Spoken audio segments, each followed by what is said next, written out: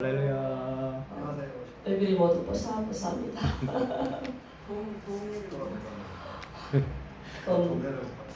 푹 쉬셨어요? 얼굴이 좀 아름다워져 보입니다, 모두가.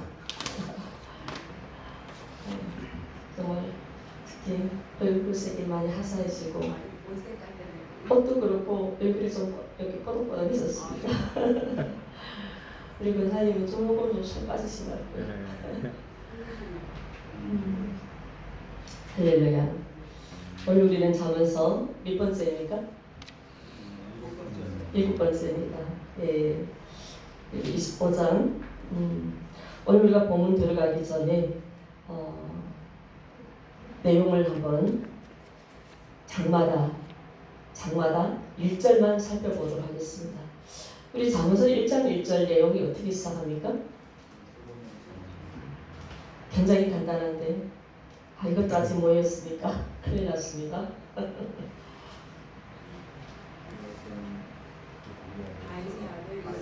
그렇죠?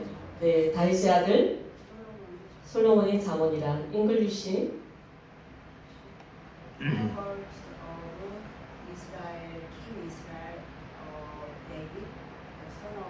네, 데비드 son of the king. 네, yes. 다윗의 아들 이스라엘 왕 솔로몬의 잠언이라. 10장 1절은 뭐입니까? 지금은 꼭 말씀드렸습니다. 그렇죠? 그냥 솔로몬의 잠언이라. 오늘 1장 1절, 오늘 1절은요? 25장 1절은요? 솔로몬의 잠언. 이것도 솔로몬의 잠언이요. 예, 유다 왕 히스기야 신하들의 편집한 것이라. 그리고 30장 1절이요. 이랑 다 알려드릴게요. 헷갈리니까. 그래서 오늘은 1절만 우리가 보면 1장 1절부터 31장까지 보면 이 말씀들이 저자를 꼭꼭 소개하면서 들어갑니다. 30장 1절을 보니까 이 말씀은 야게의 아들 아구의 잠언이니 그가 이디엘과 우갈에게 이른 것이니라. 그리고 31장 1절 뭐라고 소개합니까? 루멜 왕이 말씀한 바 곧 그 어머니가 그를 훈계한 잠언이라고 합니다. 그러면 이제 이 잠언서를 우리가 들어갈 때마다 저자가 누군지를 확실하게 밝혔으니까 이 잠언은 솔로몬이 혼자가 다 기록한 거라고 했습니까? 아니죠? 일단 또 말씀드릴게요.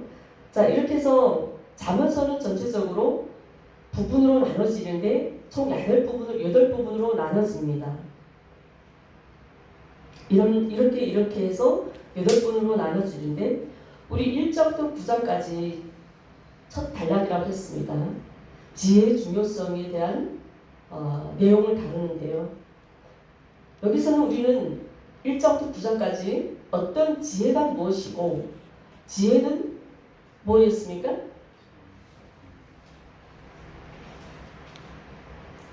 지혜는 무슨 다 까먹었습니까?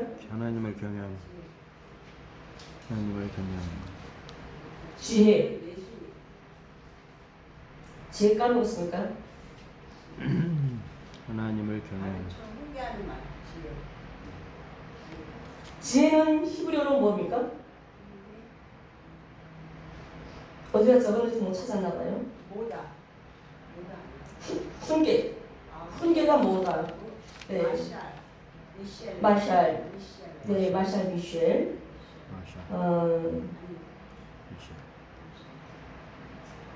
미셸레는 히브리어로 잠언이에요. 미셸레는 히브리어로 잠언, 속담. 마샬의 복수형이죠. 가르쳐 훈계하는 말. 이거는 잠언이라는 뜻이고요. 지혜는 호쿠마죠. 호쿠마. 신약에서 말씀, 로고스, 동일한 단어로 번역된다고 했습니다. 자, 이렇게 1장부터 9장까지는 지혜에 대해서 지혜는 어떻고 해서 지혜가 얼마나 중요한지를 우리에게 소개해줬습니다. 잘 드렸습니다. 여러분들이 잘 기억을 떠올리시면 지혜란 무엇인지를 더 잘 알 수 있으리라 믿습니다. 그리고 우리 지난주까지는 10장부터 22장까지 내용이 살펴봤는데요. 21장까지 내용까지 살펴봤는데요. 그 내용은 10장부터 21장까지는 가장 오래된 잠언이에요. 오리지널이에요. 오리지널. 잠언의 진수라고 말할 수 있습니다. 여기서는 어떤 지혜를 소개했습니까? 다양했죠. 우리 삶에서 많은 지혜들이 있다고 했습니다. 이러한 지혜, 저러한 지혜. 그래서 여기서 우리가 배운 지혜가 뭐였습니까? 10장부터 21장의 지혜는 첫째로 우리는 듣는 지혜, 그리고 보는 지혜, 듣는 지혜, 말하는 지혜, 선택의 지혜. 이렇게 거기서 종합적으로 하나님이 기뻐하시는 사람까지 우리는 그 지혜, 다양한 지혜를 우리에게 소개해준 내용들을 우리는 살펴보았습니다. 그래서 지혜 중에서 가장 오래된 지혜, 잠언의 진수는 몇 장부터 몇 장까지요? 10장부터 20장까지. 그리고 이제 말씀드렸다시피 잠언서는 저자가 솔로몬입니까? 혼자입니까? 몇 사람입니까? 네, 다양하죠. 이제 불러드렸습니다. 다윗의 아들 솔로몬, 그리고 솔로몬 잠언, 그리고 루무엘 아굴의 잠언, 또 마지막에는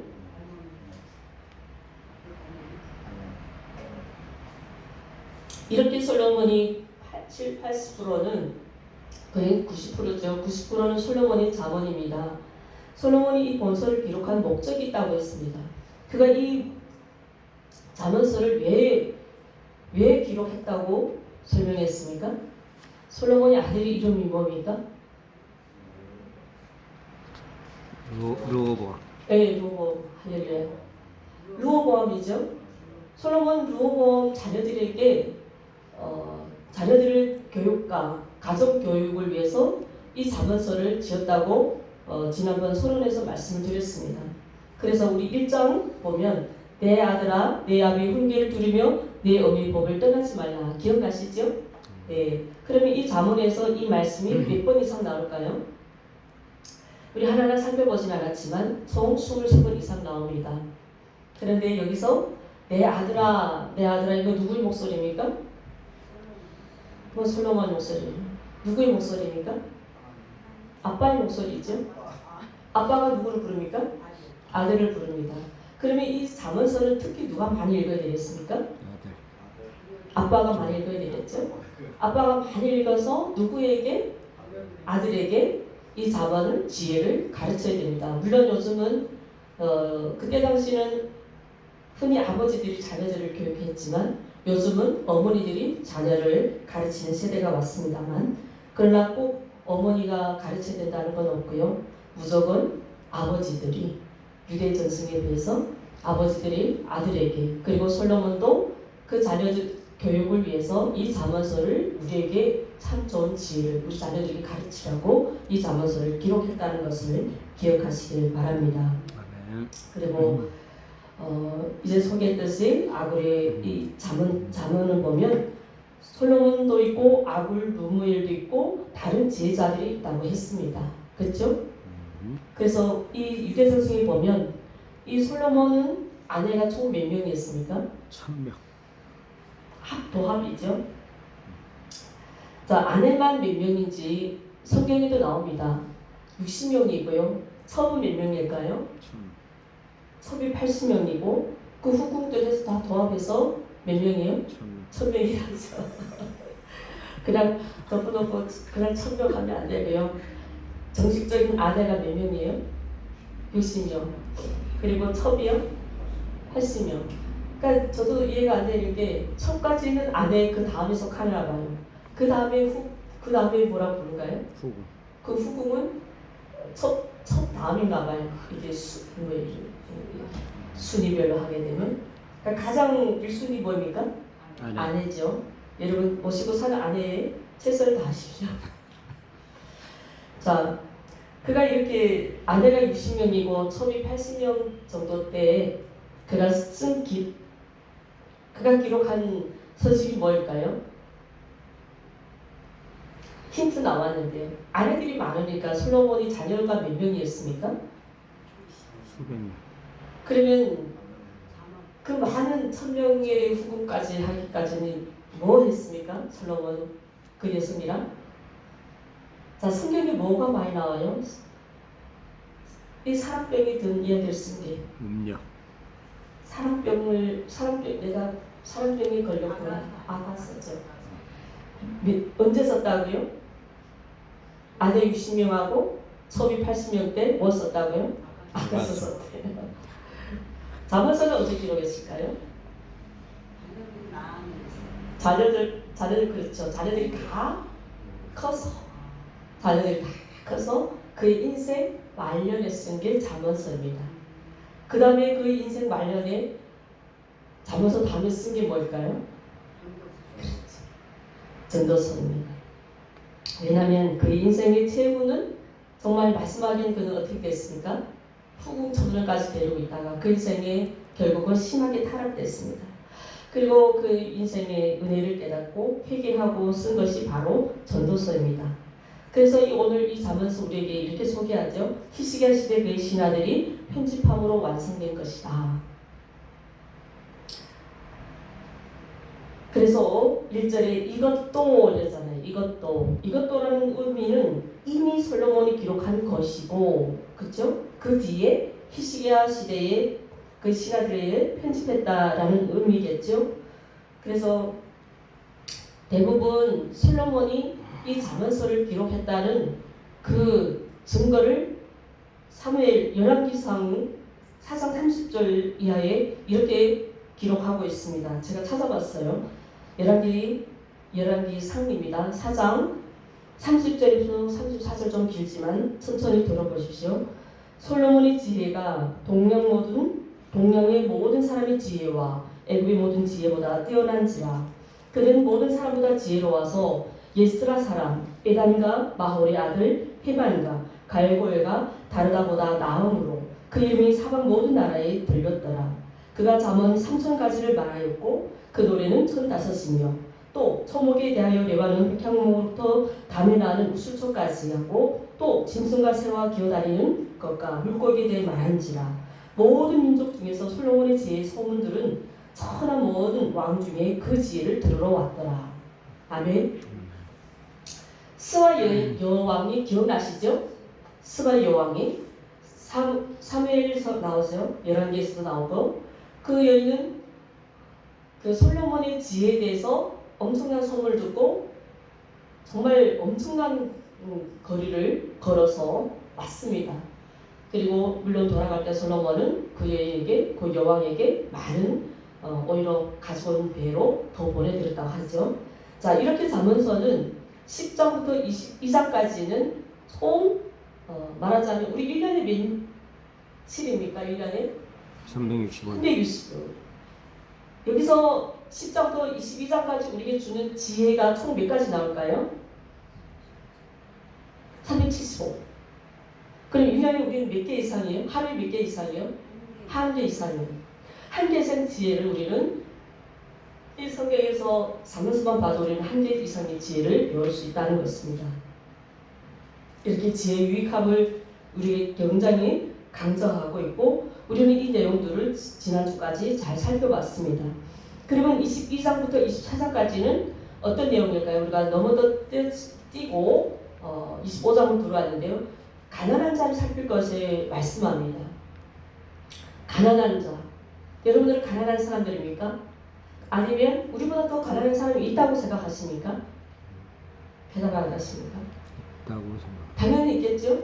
그러면 우리는 부자에 비하면 우리는 가난하다고 생각되고 또 우리보다 더 가난한 사람들이 있다면 우리는 우리보다 가난한 사람들을 어떻게 해야 된다고요? 보살펴, 돌보라는 거예요. 그것이 22장부터 24장까지 내용입니다. 그리고 또 가면을 씌우고 그 법을 따라야 하고 그리고 우리 자녀들을 키울 때 자녀들이 잘못하면 뭐 하랄까요? 징계. 징계는 여기서 징계는 뭡니까? 때리라는 거예요. 죽지 않을 만큼 때리라는 거예요. 성경에서는 말을 안 들으면 자녀를 어떻게 하라고요? 때리라고 합니다. 때리래요. 저는 확실하게 알아봤어요. 그냥 말로 훈계하는 게 아니래요. 매를 들래요. 24장에 나옵니다. 자, 이렇게 해서 자녀들의 잘못하면 징계하는 것과 무엇보다도 순결을 말합니다. 순결을 강조합니다. 그리고 24장은 좀 여기에 더 추가된 내용이 있고 우리 오늘 보게 되면 25장인데요. 오늘 분명히 말씀드립니다. 25장 13절 말씀을 주제로 이제 본문을 우리가 살펴보는데요. 오늘 설교 내용 제목이 뭡니까? 시원케 하는 시원케 하는 사람. 우리 13절 한번 크게 읽고 본문 들어가 보도록 하겠습니다. 시작. 충성된 사자는 그를 보낸 이에게 마치 추수하는 날의 얼음 냉수 같아서 능히 그 주인의 마음을 시원하게 하느니라. 아멘. 시원하게 하느니라. 그래서 오늘 25장 13절 주제로 시원케 하는 사람의 제목으로 말씀을 드릴 때 여러분 많은 은혜 받으시기를 바랍니다. 아멘. 여러분은 어떤 사람의 형태를 좋아합니까? 어떤 사람의 유형을 좋아합니까? 밖이 더워요? 추워요? 더워요. 덥죠. 이 더운 여름에 가장 뭐가 시원합니까? 뭐가 생각납니까? 아이스크림. 팥빙수. 냉수죠. 팥빙수. 자, 그러면 이 더운 여름에 누가 나에게 팥빙수 사주면 그 사람이 좋아요, 나빠요? 좋아요. 얼마나 좋겠습니까? 그래서 오늘 13절 말씀이 능히 그 주의 마음을 시원케 하느니라. 이 13절 말씀처럼 누가 나에게 팥빙수를 사주기를 원하는 사람이 아니라 내가 더워하는 그 사람에게 무엇을 사준다고요? 팥빙수를 사주는 그런 사람이 되라는 것입니다. 할렐루야. 그리고 성경에는 이렇게 시원케 하는 사람이 되라는 말씀이 많이 나옵니다. 또 아가서 말씀인데요. 2장 5절이에요. 너희는 금포도로 내 힘을 돋고 사과로 나를 시원하게 하라. 무슨 말씀이냐면 13절 말씀은 이 더울 때 나에게 팥빙수 사주는 그런 사람, 그리고 뭡니까? 배고플 때 이 맛있는 건포도를 나에게 주는 그런 사람이 되라는 것입니다. 사도 바울 고린도전서 16장 18절에 사도 바울은 이렇게 말합니다. 이 고린도전서 때 여러분 기억나시죠? 고린도전서는 이 고린도 교회를 향한 사도 바울의 간절한 사랑이 있었습니다. 그때 바울은 굉장히 고난을 겪을 때였어요. 로마의 감옥에 있을 때 이 서신을 쓴 서신이 맞죠? 여러분 잘 기억 떠올려보시오. 그때 사도 바울은 뭐라고 말했습니까? 그 성도들에게 저들은 나와 너희 마음을 시원케 하였으니 그러므로 너희는 그런 사람을 기억하라고 했습니다. 고린도전서 말씀 기억나십니까? 시간상 다 이렇게 설명하자면 또 3천보로 빠질 것 같아서 요 정도만. 아무튼 중요한 것은 뭡니까? 네, 사도 바울이 가장 어려울 때 내 마음을 시원케 하는 사람, 그 사람의 이름을 부르면서 기억을 했다는 것입니다. 할렐루야. 그리고 오늘 본문에서 보니까 그러면 이 시원케 하는 사람은 과연 어떤 사람인지를 소개하고 있습니다. 그것이 오늘 본문 몇 절일까요? 8절입니다. 8절 말씀. 너는 서둘러 나가서 다투지 말라. 마침내 내가 이웃에게서 욕을 보게 될 때 내가 어찌할 줄을 알지 못할까 두려우니라. 너는 이웃과 다투거든 변론만 하라. 첫째입니다. 뭐 하지 말랍니까? 다투지 말라. 다투지 말래요. 다투지 않는 사람이라고 했습니다. 시온케 하는 사람이 되자면 우선은 다투지 않는 사람이라고 합니다. 하나님의 말씀을 불순종하거나 또 하나님 우리에게 주신 그 모든 사명에 원망하거나 하나님이 우리에게 주신 이 뜻에 우리는 토 달지 말라는 것이죠. 이 지혜서를 들어오면서 제가 아브라함에 대한 이야기를 많이 하는 것 같은데요. 참 아브라함은 우리에게 근본이 되는 사람, 본을 많이 보여주는 사람인 것 같습니다. 여러분 아브라함의 경우는 하나님께서 소돔과 고모라를 멸망시킬 것을 그 사실을 알고 있었습니까? 몰랐습니까? 아브라함은? 알고 있었어요. 그런데 아브라함은 그 계획을 하고 계신 하나님께 무조건 그 소돔과 고모라를 멸망시키지 말아달라고 간청했습니까? 아니면 무엇으로 간청했습니까? 아브라함은 하나님께서 이미 이 소돔과 고모라를 멸망시킬 계획을 가지고 계신다는 것을 알고 있었습니다. 그럼에도 불구하고 아브라함은 하나님께 무엇을 요청했습니까? 하나님이 고모라 소돔과 고모라를 멸망하지 마시오 이랬으니까 아니면 뭐라고 하셨습니까? 왜 이유를 달았잖아요. 어떤 이유를? 예? 그래 악인과 이 악인과 같이 의인도 멸망하지 않기를. 할렐루야. 맞죠?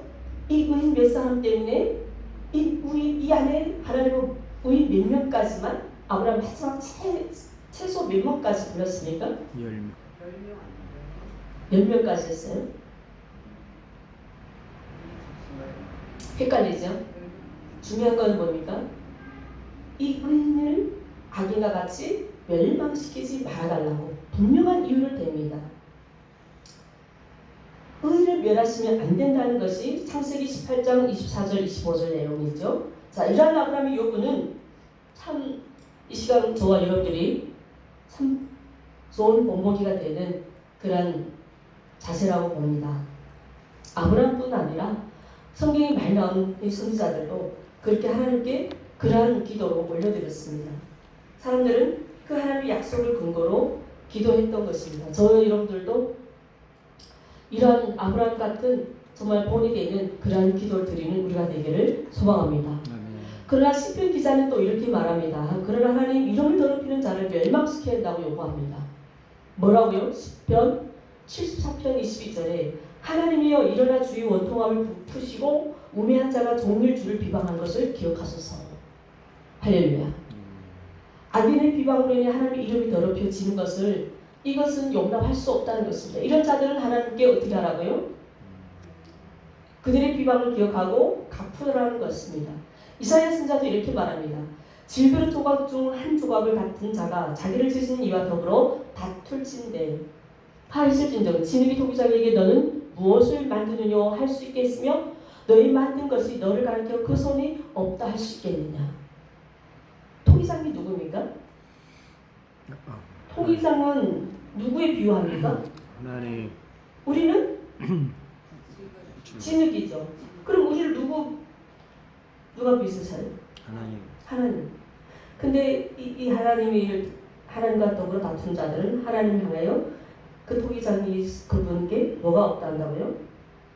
그렇죠. 손이 없다고 말할 수 있겠냐? 무슨 뜻입니까? 창조주 하나님은 우리를 만드시고 우리를 다스리신 하나님과 다투는 자는 하를 당한다는 것입니다. 하나님을 대적하는 것은 어리석다는 거예요. 그리고 성경에 보면 인간들만 하나님께 대적하는 것이 아니라 나라들도 수많은 나라들도 하나님께 대적해 왔습니다. 그 중에 가장 하나님을 대적했던 나라가 어느 나라입니까? 이스라엘의 구약에 아수르, 바빌론, 에돔 많죠. 이런 나라들이 블레셋 이런 나라들이 결과적으로 이들은 다 어떻게 됐습니까? 멸망당했잖아요. 현재는 하나님을 대적하는 나라가 공산주의. 소련, 중국. 공산주의 하나님을 거부하잖아요. 그렇죠? 결국 공산주의 미래는 어떻게 될까요? 멸망. 네, 망하고 피어가 됩니다. 개인적으로도 같습니다. 이제 이 말씀이 이사야 말씀과 동일한데요. 살아계신 하나님이 없다고 하는 사람들은 온전하지 않다는 것이에요. 우리 지난번에도 말씀 살펴봤죠. 어리석은 자, 이 우매한 자죠. 그 마음이 이르기를 하나님이 없도다. 그들은 부패하고 행실을 가성하여 선을 행하는 자가 하나도 없도다. 그러나 저와 여러분들은 범사에 살아계신 하나님을 인정하고 여호와 하나님과의 그 친밀한 그 관계를 잘 형성해서 화를 내지 말고 주님 안에서 참된 평안의 삶을 누려가시기를 주님의 이름으로 축원합니다. 아멘. 두 번째는 복된 입을 가진 사람입니다. 9절부터 11절 말씀인데요. 9절을 보니까 너는 남의 은밀한 일을 무선하지 말라. 11절 말씀에 보니까 경우에 합당한 말은 아로새긴 어디며? 은젠반에 사과도 또 금사과가 있네요. 자, 남의 은밀한 일을 무선한다는 것은 남의 비밀을 떠들대는 입이 험한 사람을 가리키는 말이겠죠.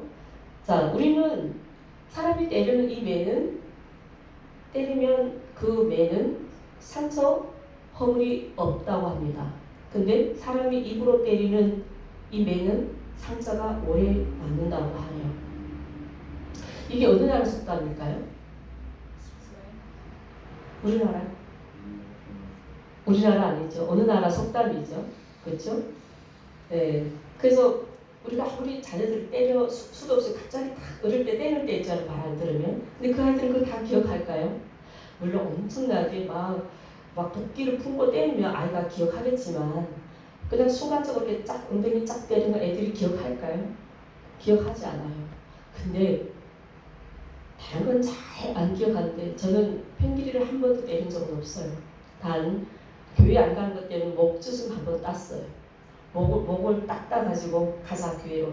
목을 딱 따가지고 교회를 끌어가서 나는 네가 너를 이렇게 데리고 온 거는 네가 교회 생활 잘 하기 위해서 너가 생명을 걸고 너를 데려온 거야. 그러니까 너는 교회 생활 잘 해. 한 번도 아이를 때린 적이 없는데 딱 목은 한 번 딱 따버려서 따왔어요. 근데 얘는 뭐를 남았을까요? 엄마가 한 말에 딱 기억했더라고요. 그러니까 그거는 상처받으라고 한 말이 아니라 좀 너가 정신 좀 차리라고 한 말을 그 아이에게는 상처가 됐더라고요. 근데 그 아이가 더 잘못한 게 많아요. 왜냐하면 매일매일 아침 엄마는 나갈 때 그 아이에게 주일현금 11조를 주면 가다가 다 어떻게 했을까요? 횡령했기 때문에. 그걸 보고 저는 성질이 못 참기 때문에 그 아이에게 상처를 줄 수밖에 없었죠. 자, 이렇게 어디까지 말했죠? 남의 비밀, 상처. 자, 매를 때리는 상처는 허물이 남지 않지만 뭘로 때리는 것은 허물이 남는다고요? 예, 혀의 상처는 오래 남는다고 합니다. 그러니 여러분 혀의 상처를 남기지 않기를 바랍니다. 그래서 신약성경 베드로전서 3장 10절이죠. 또 사도 바울이 이런 말합니다. 그러므로 생명을 사랑하고 좋은 날 보기를 원하는 자는 혀를 구하여 악한 말을 그치며 그 입술의 거짓을 말하지 말라. 말은요, 듣는 사람의 마음을 괴롭기도 할 수 있고 그 말을 듣고 시원한 마음을 가르칠 수도 있습니다. 정당하지 못한 말은 그 사람의 마음을 답답하게도 하고 괴롭기도 하고 그 사람에게 굉장한 피해를 줍니다. 그러나 믿는 사람의 혀는 어떻게 해야 될까요?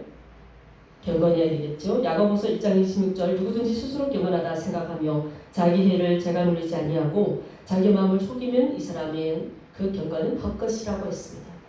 저와 여러분들 하나님을 믿는 믿음의 사람이라면 우리의 혀는 경건해야 될 줄 믿습니다. 그러자면 우리 혀가 경건하죠. 우리는 경건한 삶을 살자면 우리 혀도 경건해야 될 줄 믿습니다.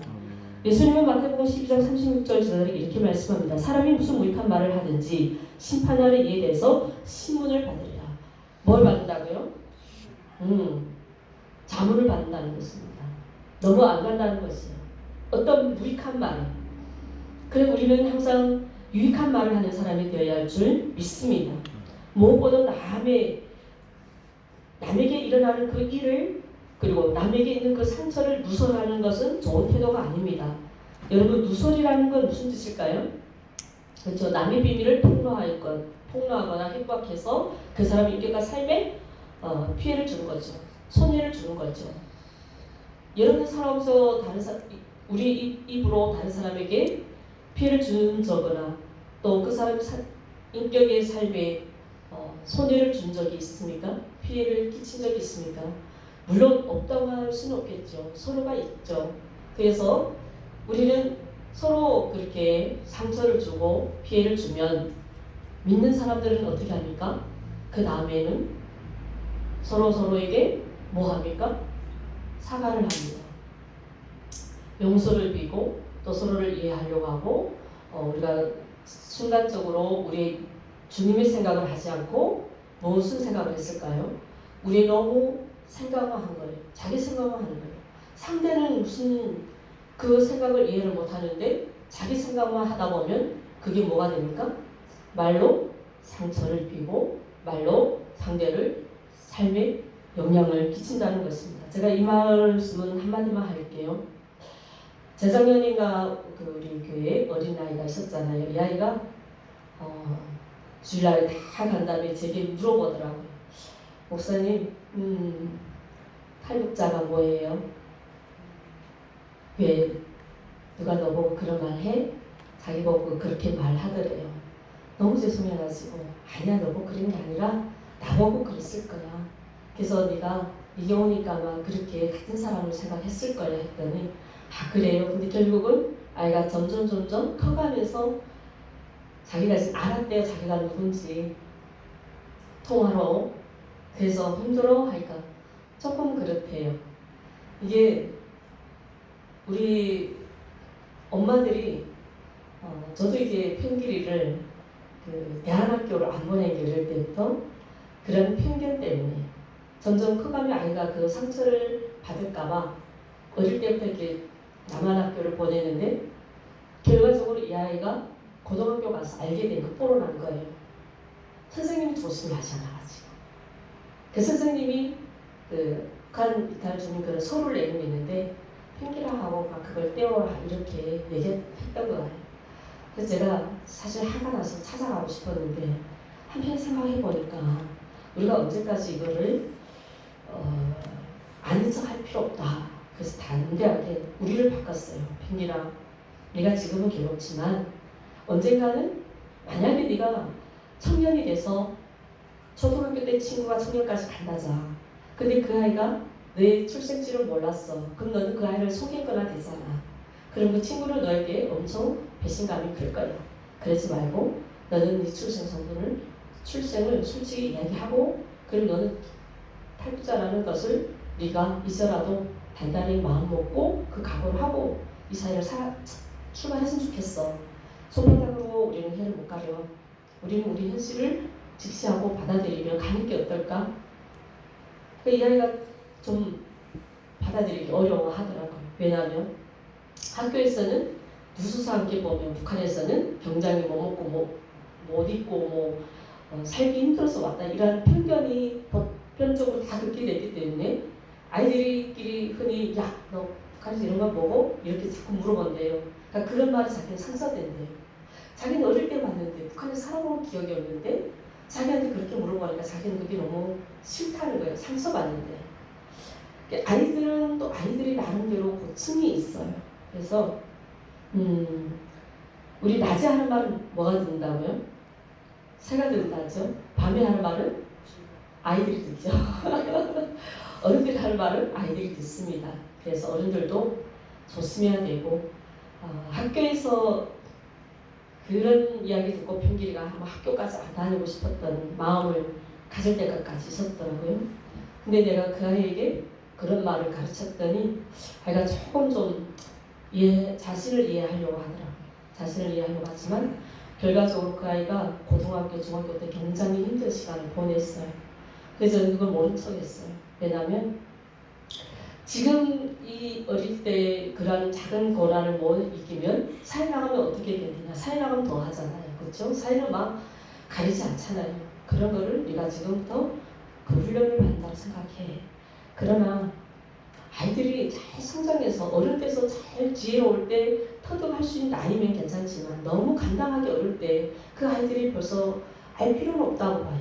그래서 저는 우리 교회 온 그 아이에게 아니라고 했지만 다 커서 어른들이 하는 말 듣고 자기도 알게 됐다는 거예요. 엄마들이 와서 엄마들 친구들 하는 말 듣고 그때 우리 교회에서 들은 이야기가 연결되더라는 거예요. 그래서 이러한 것이 어쩌면 우리 어른들이 너무 섣불리 아이들 앞에 함부로 말하는 것이 그것이 아이들에게 때로는 굉장히 오랜 상처가 난다는 것. 그래서 오늘 이 말씀에 뭘까요? 남의 일이나 남의 상처를 함부로 어떻게 해요? 드러내지 말라. 폭로하지 말라. 그 사람의 인격의 삶에 피해를 주지 말라고 말씀합니다. 이 11절 말씀 보니까 경우에 합당한 말은 경우에 합당한 말은요. 때와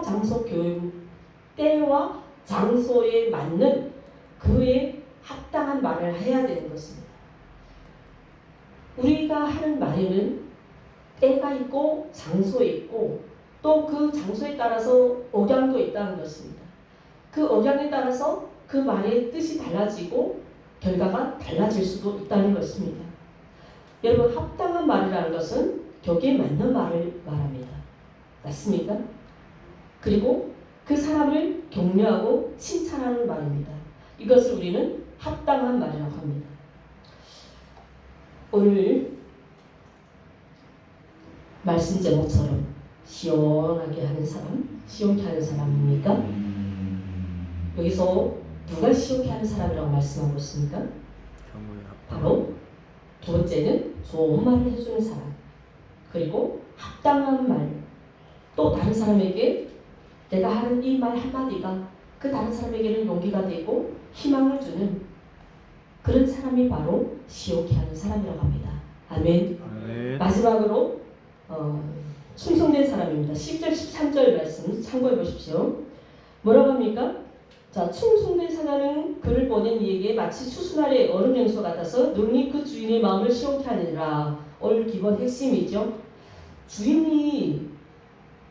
어느 주인이 종에게 맡은 일을 충성되게 잘하는 사람입니다. 그 사람은 뭐예요? 더운 날에 그랬죠. 우리 권사님 좋아하시는 팥빙수를 사주는 그런 마음과 같다는 거죠.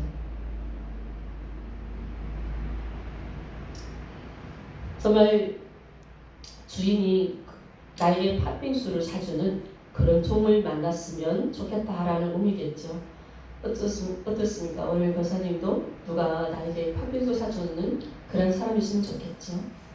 주인도 그런 마음이라는 것입니다. 우리 모두에게도 그런 마음이라는 것입니다. 그래서 12절 보니까 슬기로운 자의 책망은 청종하는 귀에 금고리와 정금 장식이라. 금도 정금 장식이래요. 섞인 게 아니래요. 올금이에요.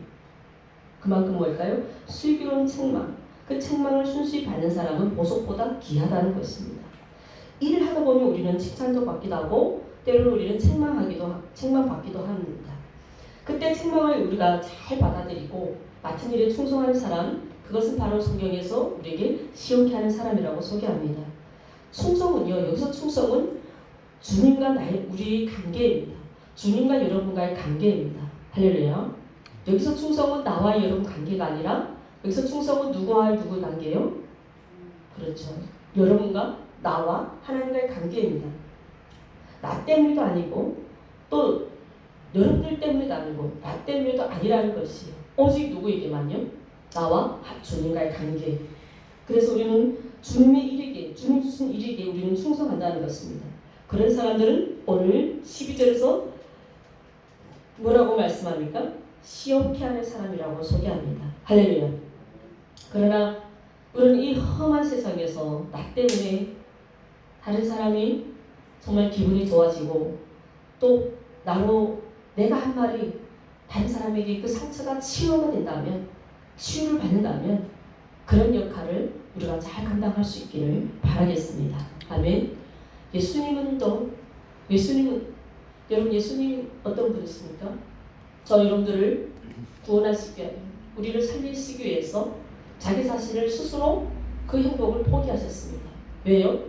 오늘 이 시간 우리를 시원케 하시기 위해서, 우리의 삶을 기분 좋게 하시기 위해서 예수님은 스스로 어떻게 하셨습니까? 종이 되셔서 십자가에서 못 박으셨습니다. 우리를 위해서. 그러면 주님은 우리를 위해서 기분 좋은 인생, 기분 좋은 세상을 살라고 이렇게 스스로 행복을 포기하셨는데 우리도 주님처럼 주님을 닮아가는 그런 본받는 사람이 되기를 주님의 이름으로 축원합니다. 할렐루야. 말씀 정리합니다. 오늘 다시 한번 시원케 하는 사람, 주님의 마음을 시원케 하는 사람이 되기를 바랍니다. 아멘. 가정에도 교회에도 그리고 회사에도 사회에도 불평하지 말고 다투지 맙시다. 먼저 하나님과 친밀한 관계, 이것으로 우리는 이웃들과 또 화평한 관계를 맺고 그리고 우리는 경우에 합당한 말을 하며 살아가야 됩니다. 그리고 격에 맞는 말하고 또 다른 사람을 서로 격려하고 또 칭찬하고 그리고 그런 기분 좋은 말을 다른 사람에게 용기와 희망을 주는 그런 충성된 사람, 무엇보다도 하나님 마음을 시원케 해드리는 이 하반기, 우리 오늘 7월 첫 주입니다. 할렐루야. 우리 지난 상반기는 너무너무 저는 힘들었던 것 같아요. 여러분들은 어땠습니까? 이제는 이 어려운 힘든 상반기를 빨리빨리 보내버리고 이 7월달 이제는 하나님 마음을 시원케 해드리고 또 하나님도 우리 저와 여러분들이 가정, 교회, 회사에서도 우리 마음을 시원케 하시는 그 하나님을 이 하반기도 쭉 만나는 은혜가 있기를 주님의 이름으로 축원합니다. 아멘. 기도하겠습니다. 사랑하는 하나님 감사합니다. 지금까지 귀한 지혜의 말씀들을 오늘 우리 이 마지막 시간까지 오늘 25장 말씀에도 우리에게 알게 하시는 일을 감사합니다. 이제는 이 지혜가 우리 가정에도 교회에도 우리 사회에도 회사에도 늘 이 지혜가 지혜를 품게 하여 주시고 이 지혜를 안고 하나님과의 친밀한 관계를 위해 우리가 더욱 말씀과 기도에 순종함으로 이웃들과 화평한 삶을 살아야겠습니다. 그리고 교회에 합당한 말을 하며 서로를 격려하며 또 하나님 격에 맞는 말로 다른 사람을 격려하고 칭찬하는 그러한 용기와 희망을 주는 사람으로 살겠습니다. 무엇보다도 하나님을 시원케 해드리는 그러한 삶을 이 하반기도 살아내겠습니다. 주님, 우리의 간절한 기도를 들어주시고 하나님의 넘치는 은총으로 응답하여 주시옵소서. 예수님 이름으로 기도드립니다.